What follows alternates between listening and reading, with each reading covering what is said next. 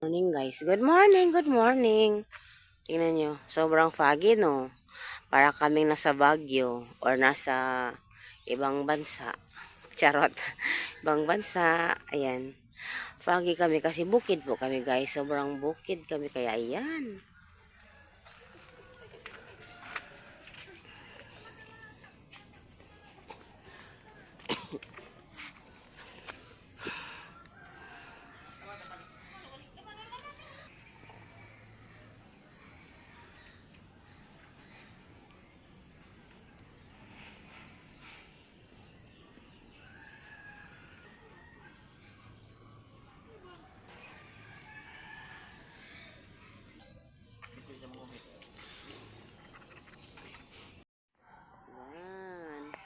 Foggy morning.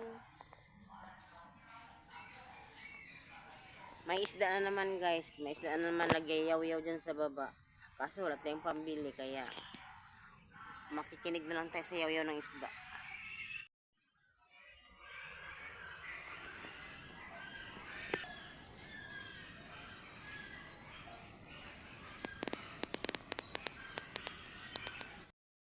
So, good morning. Ayan, dami pa nating wawalisan. Wawalisin pala. So, itong nadalhin na lupa. Aman, ito motor. Going to school na. Ready for school na. Mga lupa niya, dadalhin sa school. So, dito tayo, ha?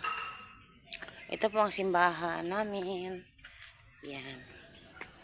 So, yan ang gubat. Diyan ako natatakot. Minsan. Hanggang doon talaga yan. Hanggang doon talaga gubat yan. Mas masukal po doon sa looban yan. Mas masukal. So, ayan. Ito ang paligid namin. At kailangan kong kumuha ng motor para kay Dudong para magkarga ng mga lupa. Tuesday, February. Ayan. So, yung anak ko nandun na sa school. Tapos, bumalik siya kasi yung damit niya na naputikan dahil nag-garden sila sa, ano ba yung tawag sa agriculture. So, yun. Yung isang pantalon, totally ano talaga siya, nagpalit ng damit kasi yung pantalon din niya. So, napunit yung pondelyo ng kanyang, pantalon. Kanyang kalsones kasi bumalik. Alam nyo, dito, nahirapan ako sa kanya, medyo. Kasi, habang siya, so, habang lumalaki siya, habang nagkaedad siya, mag-16 na siya this April, medyo may mga ugali ng lumalabas na yung moody, tapos minsan ayaw ba, kung gusto, kung ayaw, yung, para bang hindi mo mababali yung gusto, yung ganun yun. So, ang hirap pagpalaki ng teenager ngayon. Medyo nag-struggle ako, pero kaya pa naman. Pero hindi naman siya yung tipong, musokol, yun? Yung sumasagot-sagot talaga ng bongga, hindi. Pero may sasabihin ako, may talaga siya, may sasabihin din, may opinion. So, wala kaming tubig guys. So, yung ginawa ng tatay ko na tubig, kinunik niya doon, at pakita ko sa inyo. May pipe diyan na malaki. May pipe din yan malaki, sobrang laki, papuntang municipality. Papuntang bayan ba? Tubig ng na supply. So nabutas. So nabutas man yung pipe. Ginawa nila ng parang maliit na balon, konti ba para doon ang tubig mag-stack. So yan yun. So dito yung tingnan yung hose.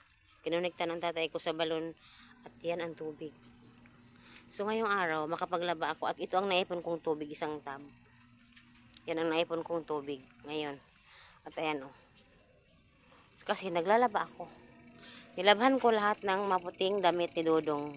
Lahat ng white niya nilabhan ko. Kasi every gabi ako maglalaba. Yan. May mga dumadaan. So, every gabi ako maglalaba. Every gabi ako maglalaba. Hindi ko nakikita masyado yung mga mansa at mga maliliit na maliliit na putik. Kasi dito kasi sa lugar namin, ang putik namin is yellow. At sobrang kakapit siya sa damit mo pag malagyan yung damit talaga, kakapit talaga siya. So, ayun, ang dami pala. Nakita ko kanina. So, ngayon, ilabhan ko ulit. Ayan, oh.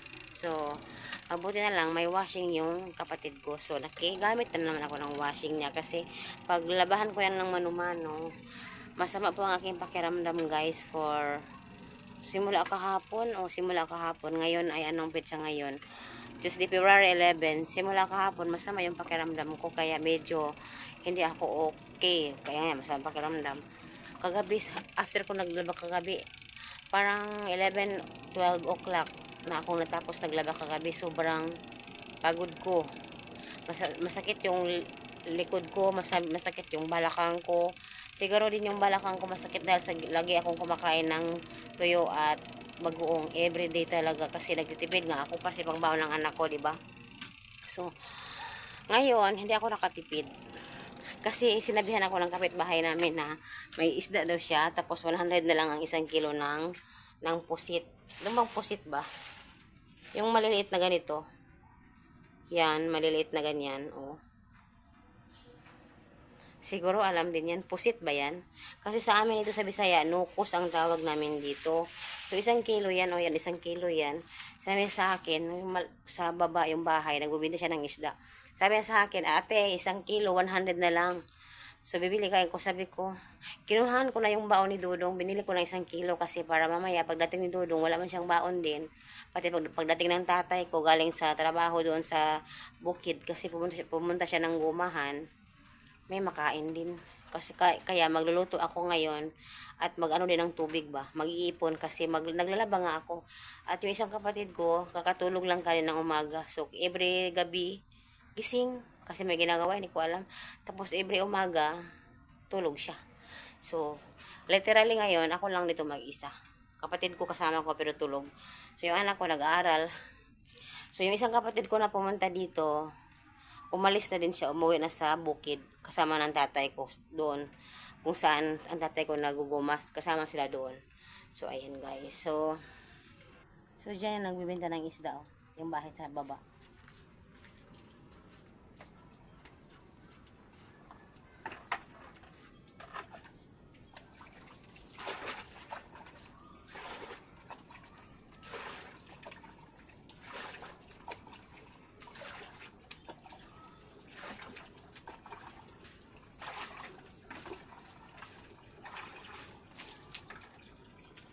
So, ayan. Bale, yung naipon kong tubig is 1 tub at 1 balde. So, ngayon, magbabanlaw pa tayo kasi ang dami kong babanlawan, guys. So, may tao sa paligid. Minsan, hindi ako magsalita pag may tao kasi nahiya naman ako. So, ayan. So, mamaya ulit, guys. Babanlaw muna ako. Hindi ko na kayo mapakita sa pagbabanlaw ko dahil pagbabanlaw lang naman. So, yan. So, nakuhanan ko talaga yung baon ni Dudong ng 100 peso kasi ginawa ko ulam. Kasi sumakit na yung balakang ko sa tuyo. Pero nagtitipid pa din ako. Hindi na ako bibili bukas ng ulam. Kasi nga, ang hirap pag walang baon yung anak ko. So, ranas ko na yun. Ayun.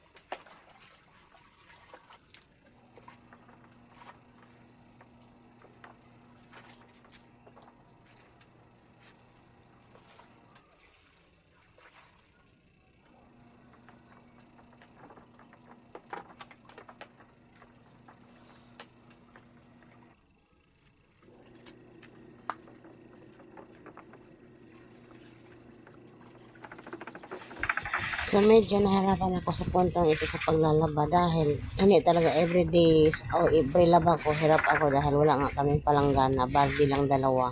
So medyo pag marami yung nilalabhan ko ay ano talaga crowded yung balde at halos wala ng tubig na maiwan, puro damit na lang. So ayan, laba-laba lang tayo.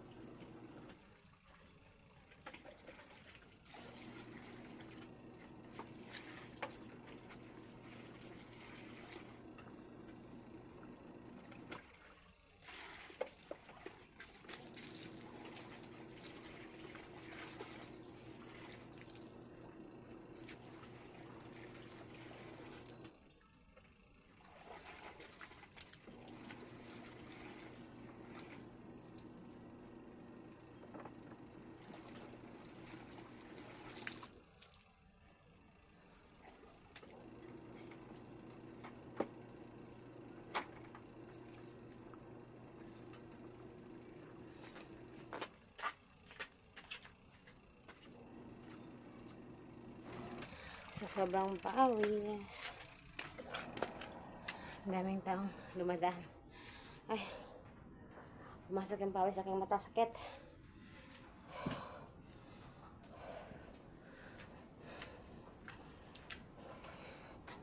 So, yan. Napagod ako. Ay. So, ayun. Napagod ako guys. Yung pawis ko, tingnan nyo. Tulo ng tulo. So, mamaya ulit. Maglalaba pa talaga ako. Matagal pa ako matapos kasi may second batch pa. May second batch pa akong nilalabhan. So, first batch yung puti. Tapos, isasampay ko pa yun. So, hanggang dito na lang guys. Hindi ko lang ipapakita sa inyo kasi sobrang mahaba na itong video natin. Thank you for watching.